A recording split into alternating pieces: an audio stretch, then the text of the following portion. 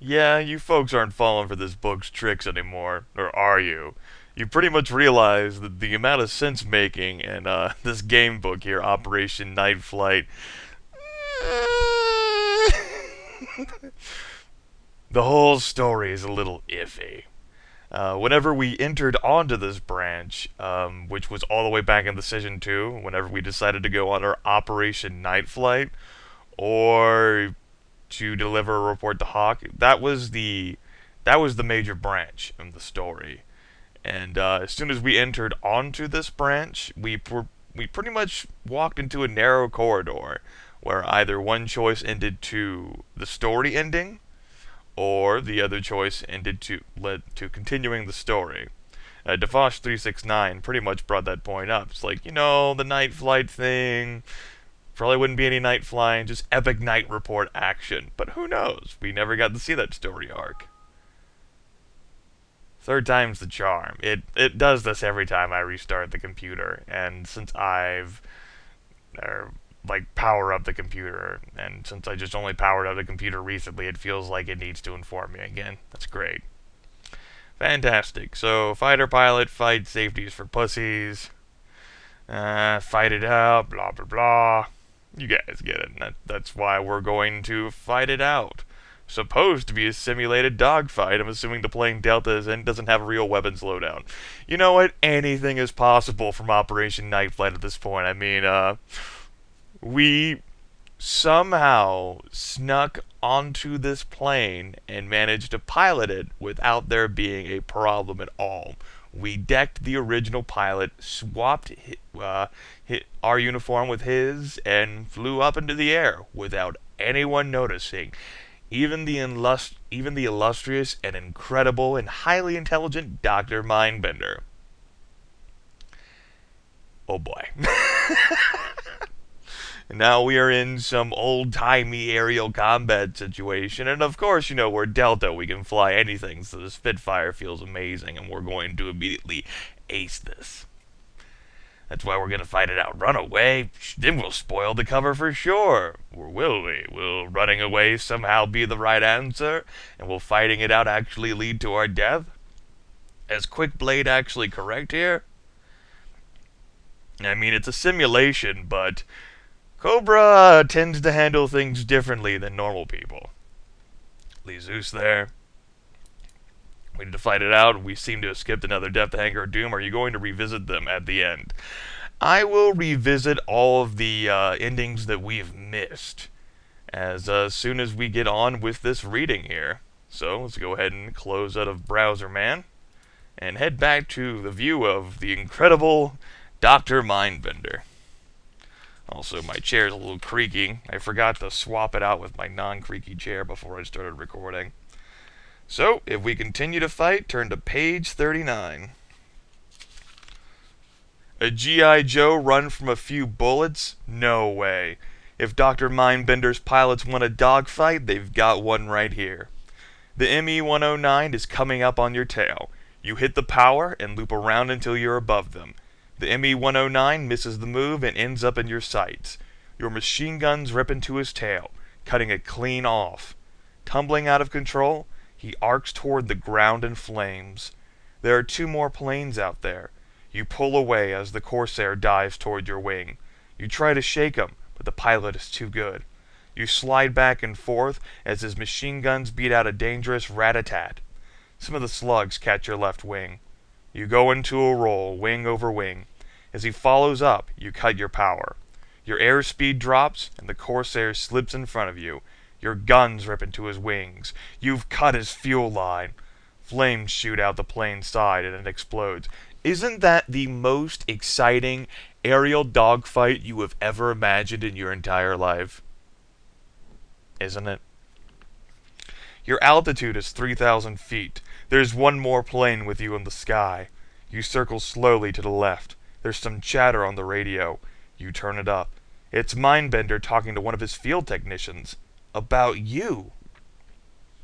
The data from the Spitfire pilot is very good. Much better than on earlier flights. Clearly, the subject has responded to our experiment very well.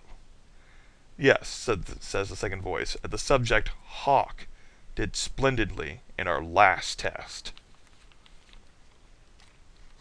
Dun dun dun. Holy hand grenade! It says that in the book, folks. Did you hear Mindbender's radio message right? You know only one Hawk, your commanding officer, and there's no way he would willfully take part in a Mindbender experiment. Because, like, there's no one else in the world named Hawk. Nope. What a coincidence. You roll out toward the airstrip. The rest of the answers are down there. Oh, excuse me. Oh, boy. Ooh, that calls for a Tums later. Ooh. That was chocolate chip cookies coming back. I know everything you wanted to learn and more. You're approaching the runway when the fourth plane comes up behind you, its guns chattering. Hey, can we shoot you down now? Come on, blocks, blocks, blocks. You turn on him, firing, trying to get off a fast burst of bullets, but your guns are jammed. They just won't fire, so one of our wings has been riddled with bullets and now our guns are jammed. Fantastic. He's back on your tail. You drop down to ground level and buzz down the airstrip. When you pass over the wrecked planes, a machine gun opens up. The plane behind you flips end over end and crashes into the ground. You didn't see him, but Roadblock was there. You set your plane onto the airstrip, and Roadblock leaps out as you taxi by his position. As he grabs onto the wing, you slide back the canopy. Don't ask me how, you shout, but Mindbender is holding Hawk. We've got to get him out. There's room for only one in the cockpit, so Roadblock jumps onto the wing of the plane and starts blasting away with his machine gun. Mindbender's men have opened fire on you. Got to get away from them.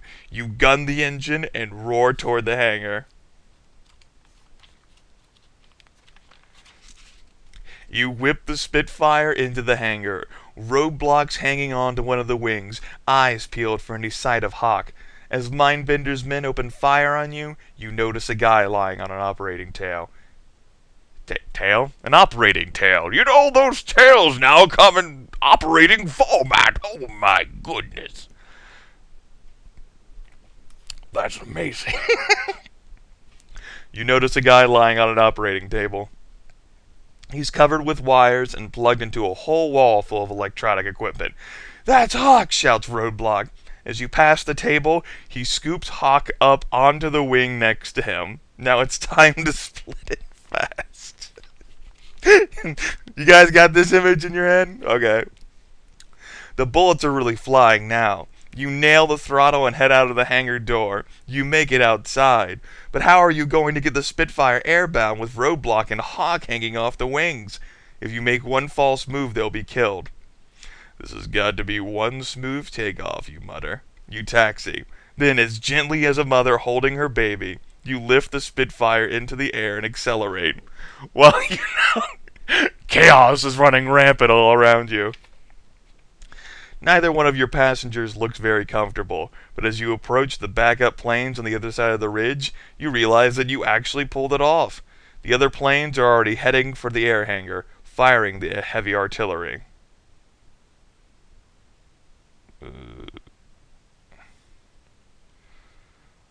The other planes, I guess that's Flint and Dusty. They actually got in the aircraft that we used to get here and we're doing something useful?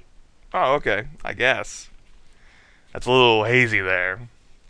You land the Spitfire, then hop out and lean comfortably against it. Roadblock and Hawk slide off the wings. When the fireworks begin a few minutes later, you've got a perfect view. Okay, C-rated action movie. So how about that? That was a good ending, everyone. Oh, I forgot to read. The end. Yeah, it says the end for all of the endings. How quaint. So, we've actually seen a good ending. Do you guys feel that like that was rewarding? We didn't even know Hawk was being held hostage and being utilized for these experiments. Yet we managed to... Roadblock, excuse me. We managed to find him. Roadblock hopped off of the wing, disconnected all the electronic equipment on Hawk super fast, and Hawk, despite, whatever experiments the Mindbender ends up doing with these people, is fine. And he hangs onto the wing despite being weak. And we take off despite these two people hanging on the wing, despite the machine gun chatter and whatever else happening all behind us trying to shoot down the Spitfire. We take off just fine. They hang on just fine. This is G.I. Joe. We can do anything except for be sneaky. Except whenever it comes to ludicrous sneaky. And, our help comes in and they save the day. And we get a great view. Isn't that awesome, everyone? That's a good ending. So, 16 endings total. We've seen 3 bad endings. Rifle grenade. Suicide dive. And caught in machine gun fire on a windswept ridge. Good ending. Rescued our commanding officer, whom we did not even know had been captured. And we derailed Dr. Mindbender's plans, whatever they were. That's awesome. Alright. All a day's work for a G.I. Joe, man. Which I'm sure might make some of you wonder, so all the way back in Decision 2, we're supposed to make a report for Hawk, our commanding officer. What happens with that? Is it the real Hawk? Surely G.I. Joe would have noticed the disappearance of an important officer like that.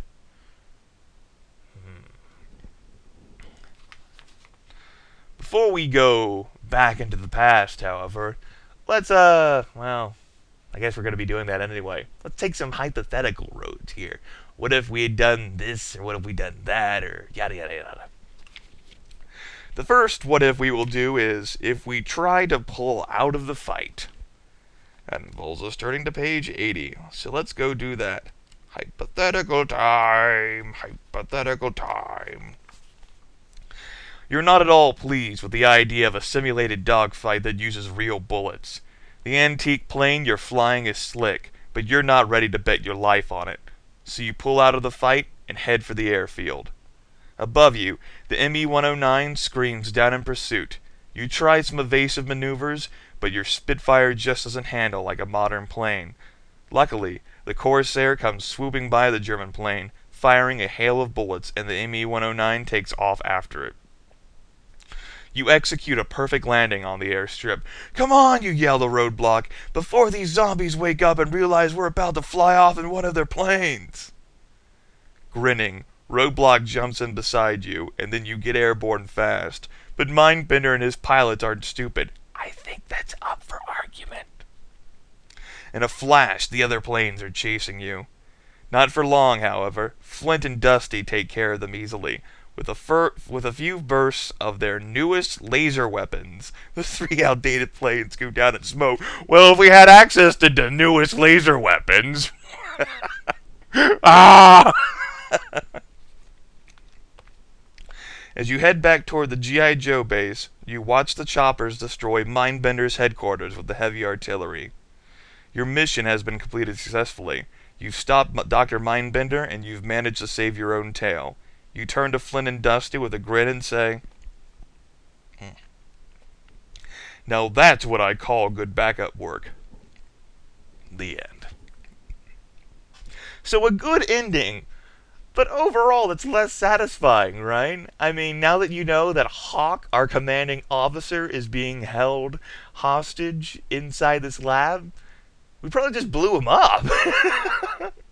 Which means that there's a fake Hawk out there somewhere who's a planted agent of what I would presume is Cobra, operating in G.I. Joe. Is it really a good ending? Really? I classified it as a good ending, but there's shades of that. And by the way, you'll notice that both of the decisions there led to good endings. We reached the end of the road. Now, in many game books and interactive fiction in general, those of you who are familiar with it, you know that you can get into unwinnable situations where no matter what you do from a certain point forward, you will lose the game no matter what. It's just to the degree or the extent that you're going to lose. How funny it ends up being. You don't even figure it out sometimes because the game or the book, it deludes you. It gives you narrative, exposition, and thought, processes and, lines of thought into the whole matter.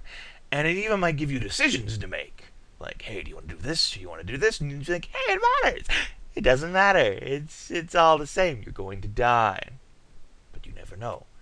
This situation is much rarer because this is an unlosable situation where no matter what you do, you're going to win the game. Which is weird because that almost never happens because no author wants to put in a situation where you can win the game no matter what. It's weird. And as soon as we decided to hijack one of Mindbender's planes, we won the game. You won the game, and you just didn't know it. So, I guess the next thing we need to go back to is, I think it was page 36. Yeah. What would have happened if we decided to search the hangar instead of hijacking one of Mindbender's planes? Well, it's funny you should ask, because we're about to find out. You glance at the shabby, empty air hangar. You're sure it's not as broken down as it seems. Underneath it all, it could be hiding a whole snake's nest of Cobra secrets. Let's do it, you say to Roadblock, as you head back through the twisted wreckage. As Mindbender and his pilots prepare for their test, you and your buddy sneak up to the old hangar. You push open a side door. It looks deserted. Stepping inside, you let your eyes adjust to the light. Roadblock looks around at the scattered oil drums and broken engine parts and says, "Just like Dusty told it, this place is left over from the North African campaign." "Not everything in here is 40 years old," you say, walking around the hulk of a bomber. "Look at this!" The far end of the hangar is filled with a massive amount of electronic equipment. Floor to ceiling, bay after bay of monitors, solid memory drives, scanning units, and isolation tanks. Roadblock lets out a long, slow whistle and says, "So this is where Mindbender hangs his hat." Now, you guys may be wondering why I decided to read the dialogue the way I just did. It's because the only way I can justify what happens next is that Roadblock and Delta are completely retarded and know absolutely nothing about stealth. I'm decided to talk as loud as possible because it's not like anyone's going to hear them over the aircraft engines outside anyway. And it's not like they could have possibly missed someone inside the hangar. I mean, goodness, no. Their recon skills are perfect. They would have noticed someone was hiding in there just in case. Right? As you take a step closer, the cold steel of a pistol barrel touches the back of your neck. "Oh no!" Dun, dun, dun, dun. The computer equipment you found in the old hangar is impressive. Hey, computer, don't go into low power mode. But not nearly as impressive as the pistol pressing firmly into your neck. Turning your head slightly, you see that it's Dr. Mindbender who's holding the gun. Oh, goodness. Dr. Mindbender himself, everyone. Say hi. Hi, Dr. Mindbender. "You two must have quite an interest in research," Mindbender says cheerfully. "Or why else would you be here?" He motions Roadblock to set down his machine gun, then directs the two of you into his laboratory. Okay, I don't care if this is G.I. Joe or not. I don't care if Delta's at risk or not. I don't care if you want to try to find another angle to escape from him or not. You are in the middle of a Cobra installation. This is Dr. Mindbender we are talking about here. You blow him away. Because nothing good is going to come out of this. You blow Dr. Mindbender away.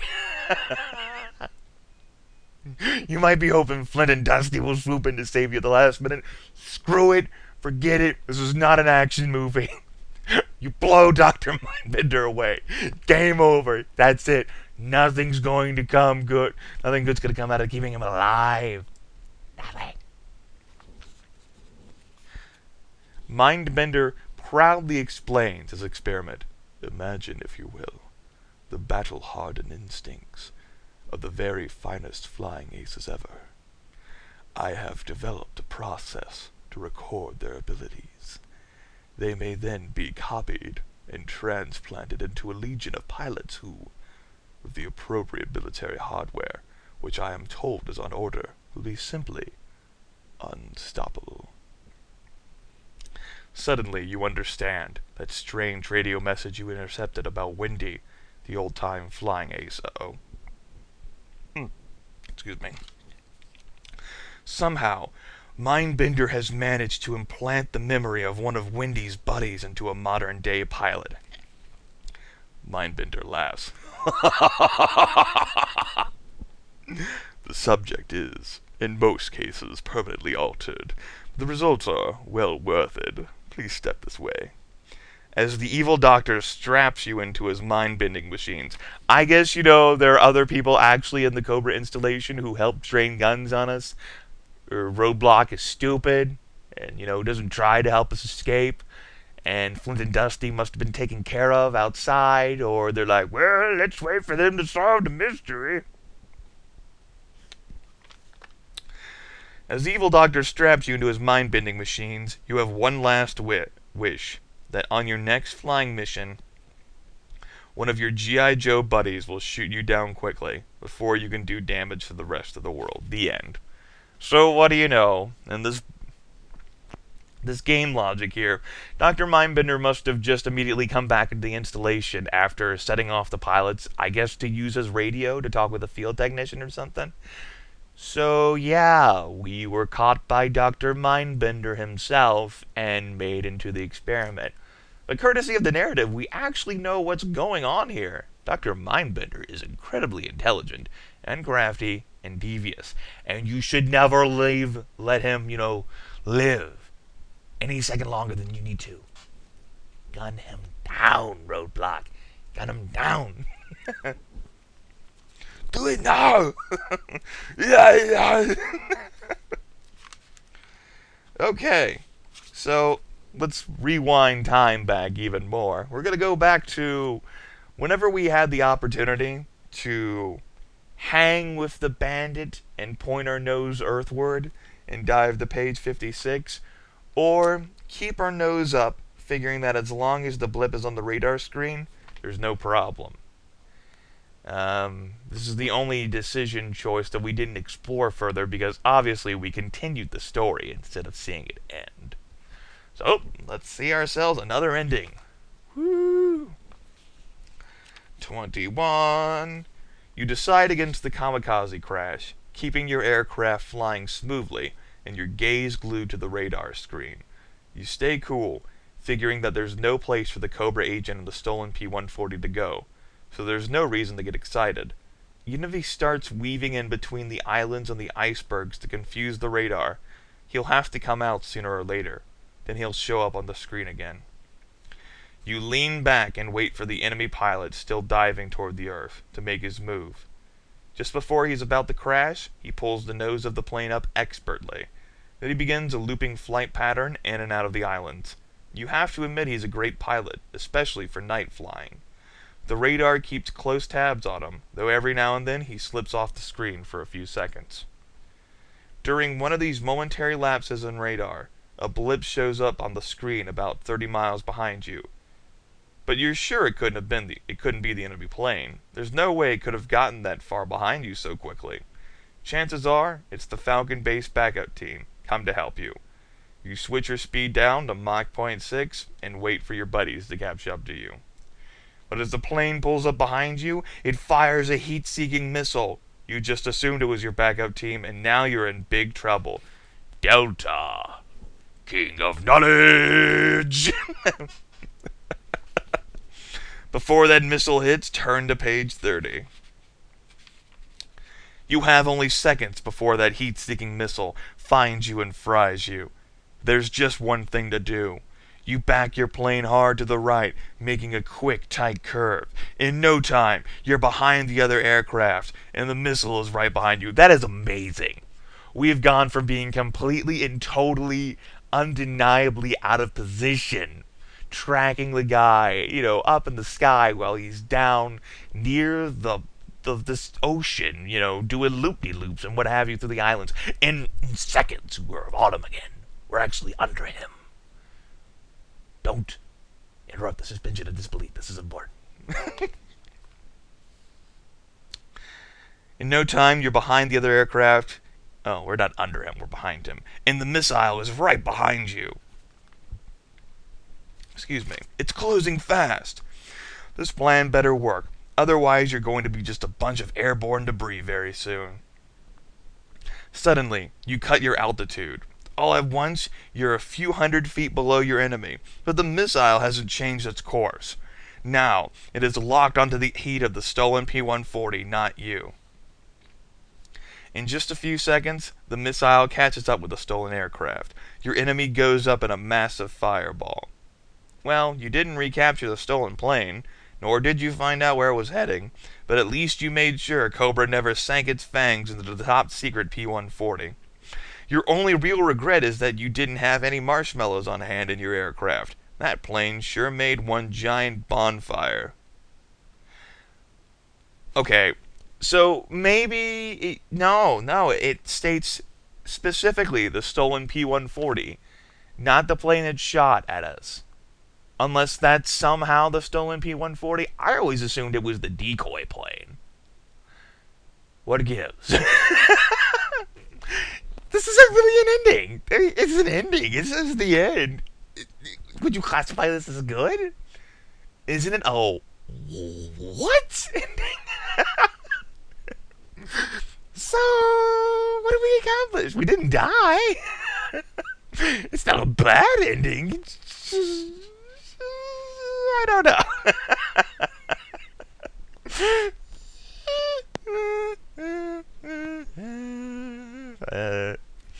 Leave that up to you folks to the side. Alright.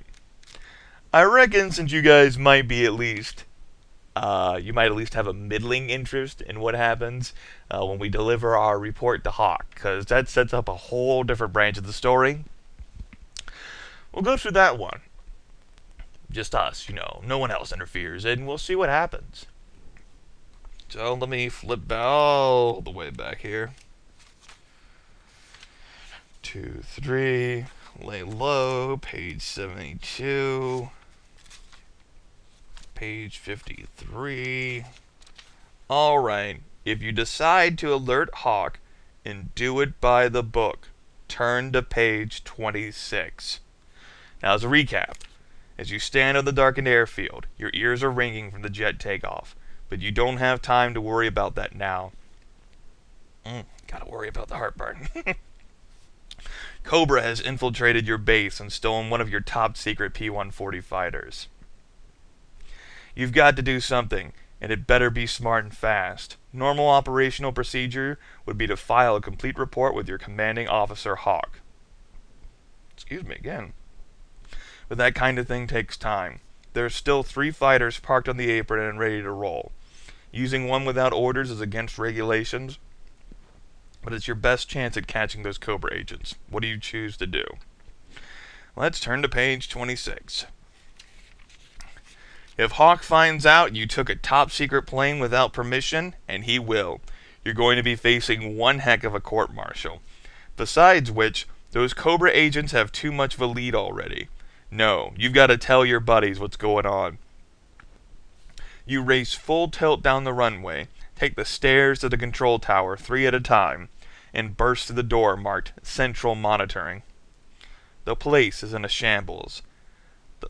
Is in a shambles? I thought you could just say shambles. You didn't need to add a to it. Can you add other other articles? The place is in the shambles. The shambles. The lights are out, sparks are flying, equipment is smoking. The on-duty personnel are doing their best to get a handle on this situation, but they're not managing too well.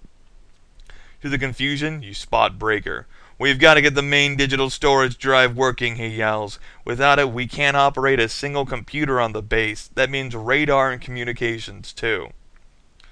But over by the main digital storage drive, a guy in a technician's uniform aims a fire extinguisher straight into the drive's central processing loop. He gives it a good blast, and the unit starts to whine.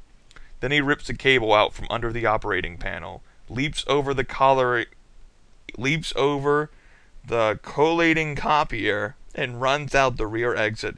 "Stop him!" Brigger shouts. "He's an infiltrator!" If you take off after the fake technician, turn to page 12. If you get on the line to base security, turn to page 68. Now, forget everything you have learned and heard about the shenanigans that happened whenever we were engaging in Operation Night Flight, okay? Forget all that. Put it all out of mind. We have entered the time where we didn't know that this book was going to screw with us. And we chose the more cautious option. Remember, don't allow your mind to be filled with images of Hawk not being real. Don't let it happen! Don't metagame! No, don't do it! So, okay, our next decision, as it turns out, will be to take off after the fake technician or get on the line to base security. The choice is yours and yours alone. Good luck.